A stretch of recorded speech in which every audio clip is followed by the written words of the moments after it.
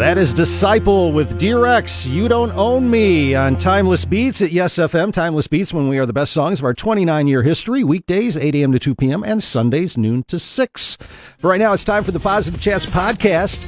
And joining us, fellow Christian radio broadcaster Brant Hansen. He's also an author and podcaster and so many other things. Really a lot of things, man. Really thanks for letting me be on the show. Oh, thanks for joining us this morning, and looking forward to talking with you. And man, you have had a busy life. And we'll be talking about your recent book, The Men We Need, in a little bit. But let's get to know Brant and your career. Let's even start from when you were born. Oh, sure. Well, I'm from Illinois and Indiana, like little towns, moved around all over the place. And I wanted to be, actually, I got into broadcasting originally because I wanted to be a baseball play-by-play announcer. And I don't know why I didn't realize it until too late, but like I tried to play Little League and stuff growing up and Pony League. I never got a hit because I can't see the ball. Like I was literally no hits for 8 years. And then for some reason it didn't dawn on me until I was in college that, wait, I can't be a play-by-play announcer if I can't see the baseball, even when I'm on the field. So I wound up being a newsman on a local Christian radio station in Champaign, Illinois, and then kind of stuck with radio from there. So you've been a Christian all your life? Well, I was raised in a Christian family. I'm a son of a pastor. That makes it sound maybe more pat than it really was, because we went through some trauma and some divorces and a lot of moving around. And it was pretty tough, honestly. But that's made me a little different the way I view faith, I think. It's made me a very skeptical person, and I've had to ask a lot of questions. And honestly, it's chased me back around to Jesus. It makes me skeptical of everything, not just Christian claims. So I think it's been really helpful because I find Jesus very compelling, and he's the reason I'm in this. And I wouldn't know where else to go. I don't think any other worldview works like the Jesus one does. And I've found him to be the source of all truth in life. So it seems like you're a Christian all your life kind of thing, but also there's some struggle there. So yeah, it was a tough one. And we got to know you a little bit. We air the feature here called I Am Second, and you got to sit in the white chair for that. So we kind of know a little bit about, you did have kind of a rough family life. And Yeah, the other wrinkle, and some people can relate to this, and maybe you have somebody in your family, if you're listening to this, like it's on the autism spectrum. That's me too. And I've been diagnosed with what used to be called Asperger's. So it's a high functioning form of autism. And so is my son. So that's kind of made me different too. And it's mainly a social struggle through my life, but I've gotten better with that. But it is kind of ironic that I wound up being in radio and being an introvert and somebody on the spectrum, but it's all good. I think God's used it. Yeah. And you even wrote a book about that called Blessed Are the Misfits, Great News for Believers Who Are Introverts, Spiritual Strugglers, or Just Feel Like They're Missing Something. Yeah. That book has struck a chord with people. I think if you do feel like you don't relate to God like you feel like other people are, because a lot of people will be in like a worship service and they see people having an emotional experience and they don't relate the same way. Like I don't always feel like God's around. What do I do with that? And I'm trying to let people know that God hasn't abandoned you. He's not left you. Our emotions can fool us, and God is very happy with people who are loyal. Whether you feel him around or not, you still follow him and you're still loyal to him and steadfast. Like that's been really good news for a lot of people, because you do wonder if you're somebody who doesn't quite fit into church culture. You do wonder if there's something wrong with you, So I love being able to write about that. And you kind of experience where, maybe you're weakest. That's where God can use you because it's all him and not you. Totally. And that's been interesting. And I know you've probably seen that too in your own life, but like if you're awesome at something, you're just an amazingly talented person. Well, okay, so you accomplished something. Guess who gets the credit for that? You do, because you're so great and awesome and all that. But if you are weak and there's vulnerability there and something wonderful happens, God gets the credit. It's so obvious. And I think that's why he chooses people, even like Moses. People picture him from the movies. Every time he's in the movies, he's always some jacked, like really ripped guy, like Christian Bale or Charlton Heston or somebody. Like in the actual biblical account, God chooses Moses. Moses is already 80 years old. He's a weak old man. And but what God does with him, God gets the credit for it. Like he chooses these people you wouldn't expect. And I really love that about him. Well, tell us a little bit more about your Christian radio career. Oh gosh, yeah, I started as a newsman, and I didn't ever intend to be a host on a show ever. I didn't want to. In fact, I like being a sidekick. I like being a guy who doesn't have to talk all the time and could just make funny comments from the side. But I took my news job really seriously, and they would leave me on longer and longer during the morning show in Champaign. And eventually I took jobs as sidekicks and producers and news guy. But one day my manager, he had me on with a really talented lady on in the morning. I was her assistant. And he said, okay, we've got too much going on in this show. We need to spread it out. And he put her on in the afternoon and left me by myself in the mornings. And I'd never been the DJ or anything so that was pretty scary. I didn't want it, but it went pretty well. And then it got syndicated and it kind of took off from there. So again, I had no plan at all for that. But it's been really great. I think we're on like close to 200 stations, something like that now. Across the country, and no one would have predicted that, and I certainly didn't set out to make that happen. So again, to any extent that this shows a blessing to people, it's a credit to God's goodness. And we mentioned you wrote some books, and we'll talk about the men we need here in just a little bit, but you also are involved in several ministries that you've helped out in a variety of ways. Can you share us about that? Yeah, one mainly, like my heart is with something. I went and visited a hospital. I heard about this, and I thought, that's intriguing. Because I know Jesus healed people and he proclaimed the kingdom. It's what he did to show that the kingdom was here. He was always healing people. He could have done any kind of miracles, but like 75, 80% of his miracles are healing. Like, why? I thought that was so interesting. It's to demonstrate that the kingdom is here. And so I heard about this ministry that actually has full-on surgical hospitals that are all about Jesus, where they don't just do the surgery, but they actually tell people about the kingdom of God. And they tell them the gospel. And I was like, that makes sense to me. So I started visiting these hospitals. They're called Cure. And you can look online. It's cure.org. I thought, this is the best expression of Jesus I've ever seen in my life. And so I visited the one in Afghanistan like 3 times. And I've been around the world at different hospitals. We have 9 right now.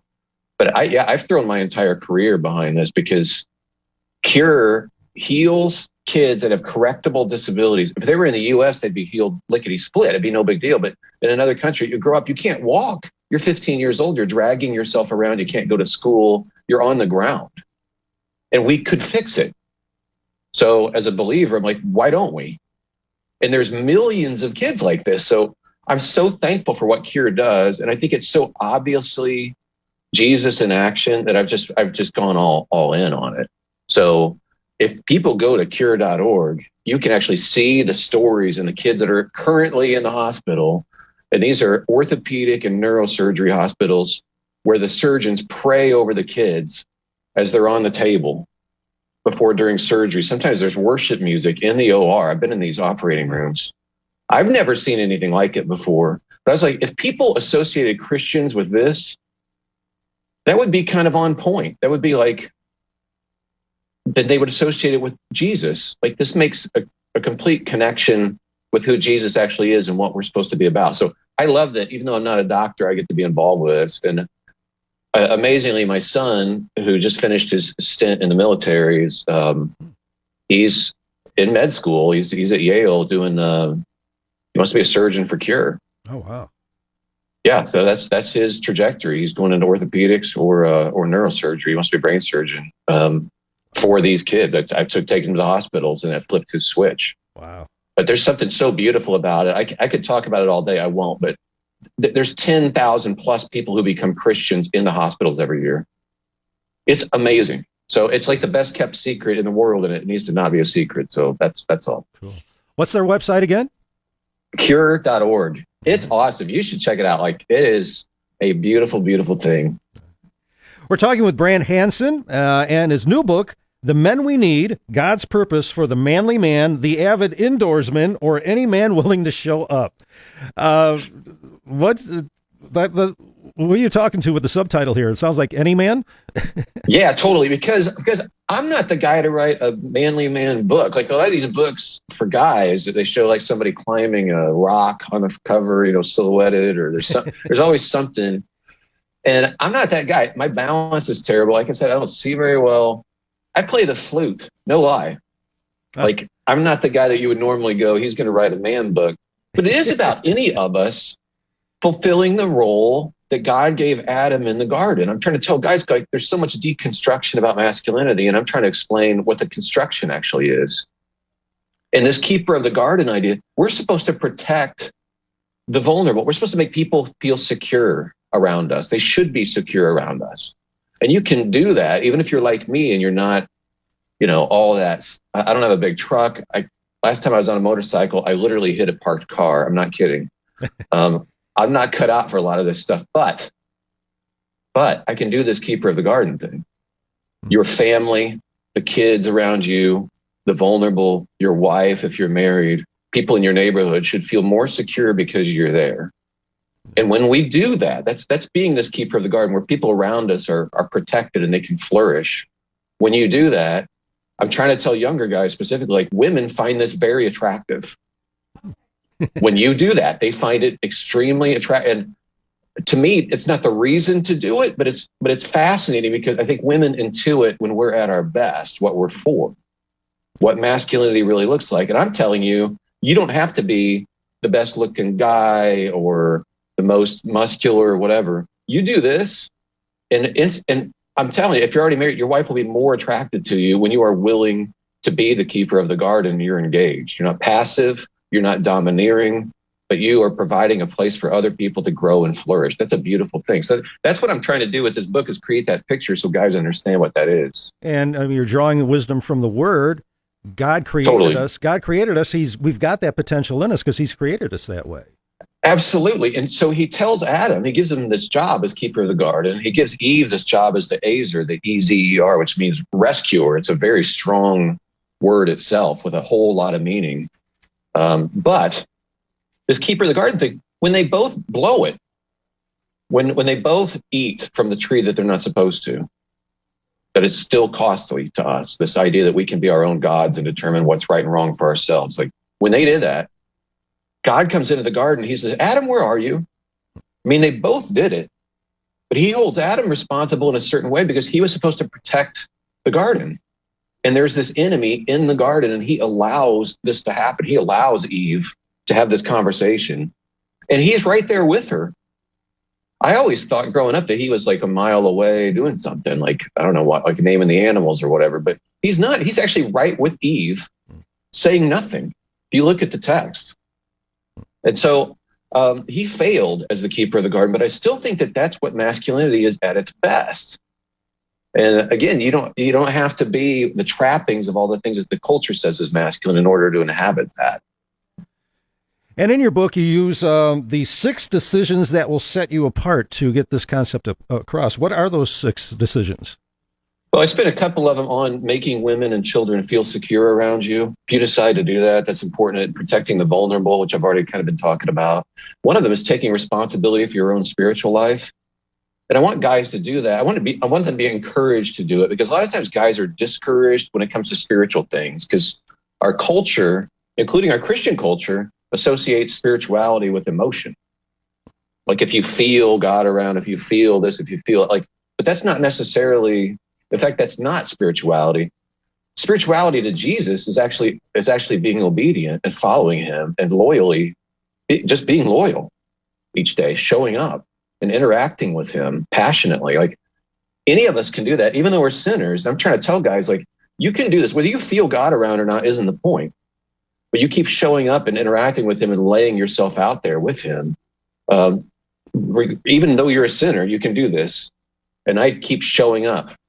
So I'm trying to encourage guys to do that, because no one else is going to do that for you.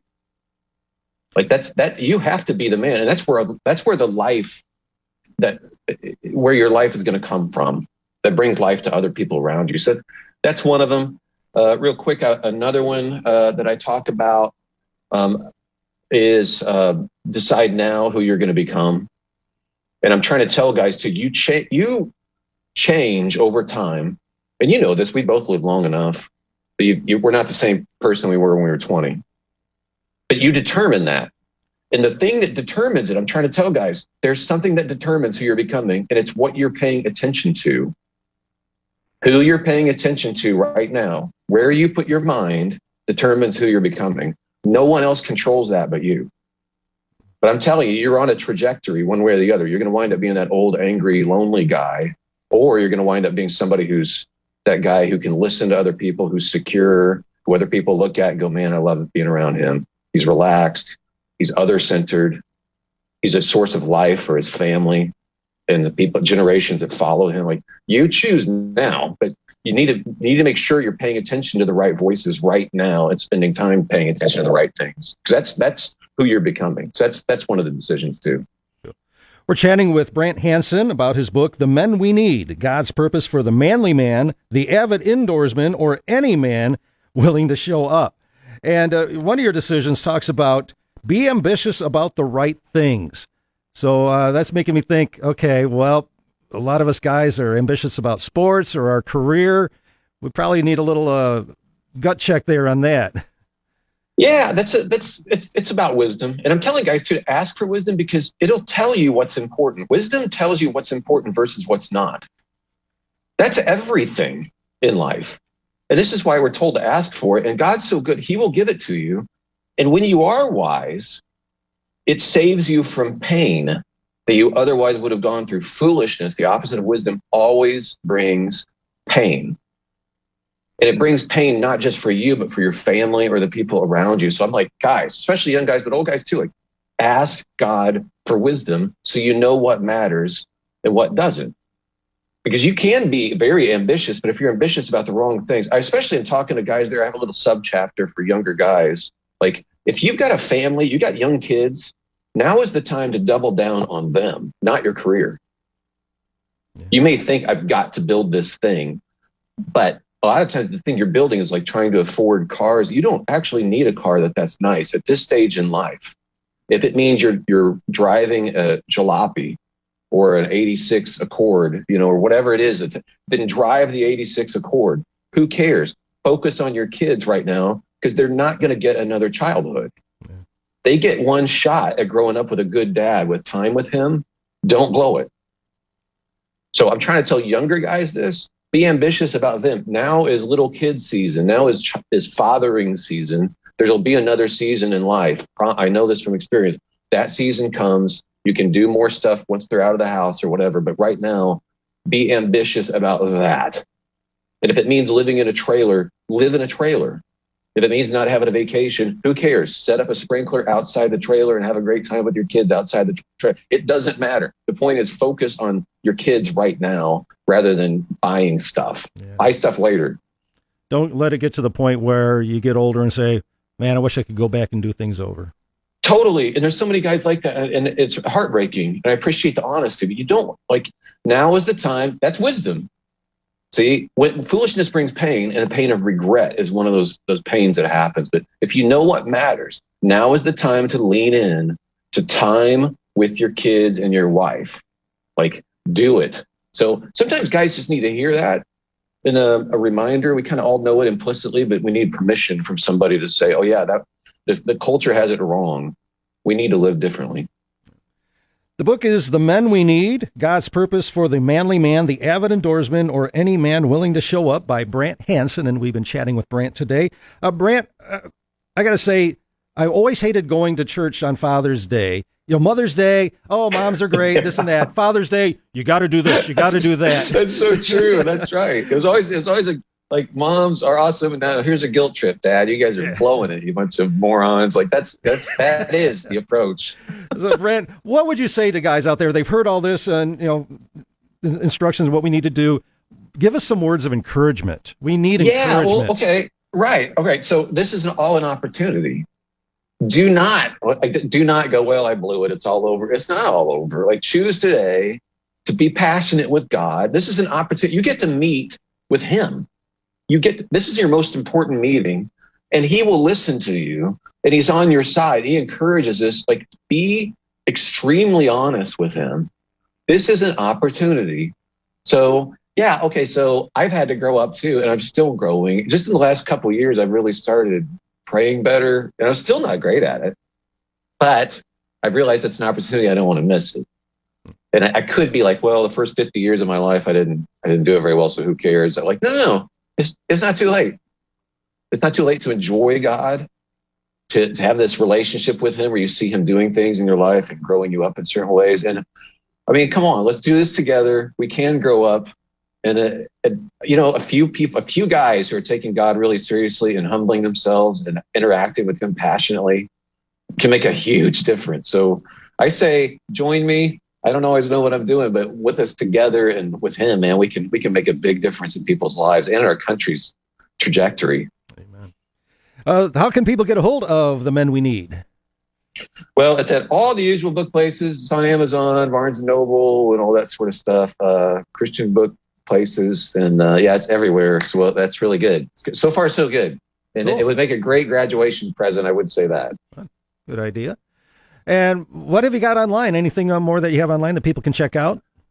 Yeah, people can look at BrantHansen.com, and I do a podcast and stuff. And it's goofy, but it's also serious. There's a mix. So yeah, that's it's BrantHansen.com, and love to interact. All right. Well, it's been chatting with you, Brant. Appreciate it. Again, the book is The Men We Need, God's Purpose for the Manly Man, the Avid Indoorsman, or any man willing to show up. Appreciate it. And again, your website? BrantHansen.com and cure.org. Check it out. Yeah, that's right. Again, great chatting with you, and hope to see you soon, Brant. Thanks, man. God bless you. You too. Thanks. Again, the book is The Men We Need, God's Purpose for the Manly Man, the Avid Indoorsman, or any man willing to show up, by Brant Hansen. And we have a copy of the book to give away to the first person to text book to 419-240-1937. That's book to 419-240-1937. First to do that will win a copy of Brant Hansen's The Men We Need. Sarah is next to continue Timeless Beats on YES FM. It is 10:01.